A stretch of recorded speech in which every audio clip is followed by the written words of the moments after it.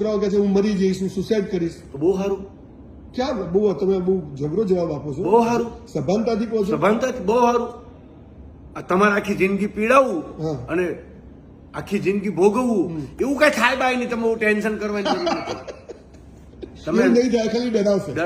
પણ એટલી તૈયારી રાખવી પડે. છોકરાને સુધારવું હોય તો ભાઈ કેન્સર થયું હોય ને તો બાપ જુઓ, બાપ એ ડોક્ટર હોય ને તો પગે કાપી નાખે ને જીભી કાપી નાખે ને મોઢું કાપી નાખે. તો ખાલી આ તો કંટ્રોલ કરવાનું. કંટ્રોલ કરવાની વાત. એટલે તમારી દ્રષ્ટિએ ડ્રગ્સ છોડાવવા, વ્યસન છોડાવવા મા બાપે છોકરાઓને એની મા બાપના કારણે સીધા છે. હું તમને બહુ સભાનતાથી કહું છું. અને મા બાપ જ એને છોડાવીએ કે દુનિયામાં બીજો નહીં છોડાવીએ કે કાં તું ડ્રગ્સ છોડ ને કાં મા બાપને છોડ ને કાં પૈસા છોડ કે મને છોડ, સમાજ છોડ, પરિવાર છોડ. એ કડવો ઘૂંટડો મા બાપને પીવો જ જોઈએ.